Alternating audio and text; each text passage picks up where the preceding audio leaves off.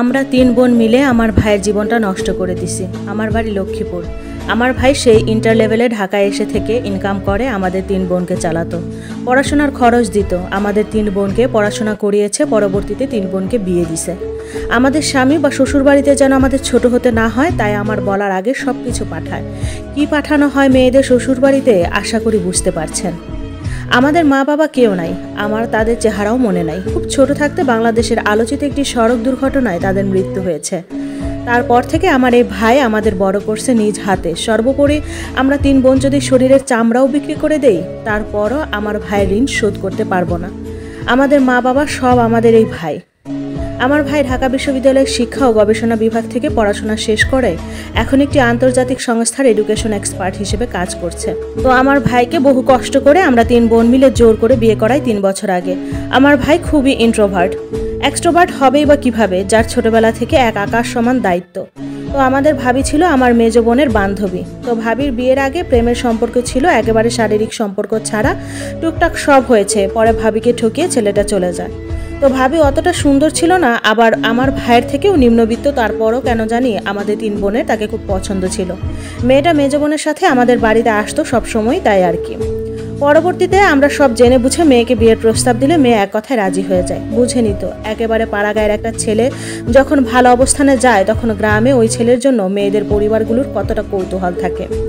অনেক ভালো প্রস্তাব আসার পরও আমাদের এই মেয়েকে পছন্দ হতো। তারপর ভাইকে রাজি করিয়ে আমরা বিয়ে করাই। কিন্তু মেয়ের যে বিয়ের আগে প্রেম ছিল তা আমরা ভাইয়ের থেকে আড়াল করি। তো বিয়ে হলো, ভালো চলছে, কিন্তু বিয়ের কয়েক মাস পর হয় বিপত্তি। ভাবির রিলেশনের বিষয়গুলো সামনে চলে আসে। তারপর ভাই তো ভাবিকে ডিভোর্স দিয়ে দিবে। আমরা তিন বোন মিলে ভাইকে বহু কষ্টে বুঝিয়েছি, অতীত দিয়ে বর্তমান নষ্ট করবেন না, পাস্ট ইজ পাস্ট, এরকম বহু কথা। কারণ ভাই আমাদের প্রতি খুব ইমোশনাল। তারপর মোটামুটি ভাইকে কনভিন্স করছি, আর এটাই আমাদের জন্য কাল হয়ে দাঁড়ায়। ভাবি তার কয়েকদিন পর তার সেই প্রেমিকের সাথে যোগাযোগ শুরু করছে এবং সেটা ভাইয়ের কাছে বারবার ধরাও খায়। এক সময় ভাবি পালিয়ে যায় ওই ছেলের সাথে টুকটাক কিছু টাকা আর গহনা নিয়ে। আমরা ওই মেয়েরে জিজ্ঞেস করছি আমাদের সাথে এমন বেইমানি করছে কেন। মেয়ে কোনো কথা বলে না। তারপর থেকে আর ভাই আমাদের তিন বোনের সাথে কথাও বলে না, আমাদের বাচ্চাদের সাথেও পর্যন্ত কথা বলে না। এমনিতেই ঈদ রমজানে আমাদের শ্বশুরবাড়িতে জিনিসপত্র কাপড় পাঠিয়ে দেয়। আমরা ভাইয়ের বাসায় গেলেও আমাদের সাথে কথা বলে না, নিজের মতো খায় ঘুমায়। আমরা বহুবার মাফ চেয়েছি, তাও কিছু হয় নাই। আমার এই ভাইটা খুবই দুর্ভাগা। হাজবেন্ড শ্বশুরবাড়ির কারণে কোনোদিন ভাইকে একবেলা ভাতও খাওয়াতে পারি নাই, কারণ ভাইকে আমার হাজবেন্ড শ্বশুরবাড়ির মানুষরা কেন জানি পছন্দ করতো না। সর্বোপরি ভাইয়ের জন্য কিছু করতে পারি নাই, উল্টো সে ভাইকে মানসিকভাবে মেরে ফেলছি। আমার ভাইয়ের একটা কথাই, আমি এই মেয়ের অতীত পেয়েছি, এই মেয়েকে ডিভোর্স দিব, শেষ। কিন্তু তোরা ইমোশনালি ব্ল্যাকমেল করে আমারে সর্বশান্ত করলি কেন? অতীতওয়ালিরা কোনোদিন ভালো হয় না, সেগুলো বলে আমাদের।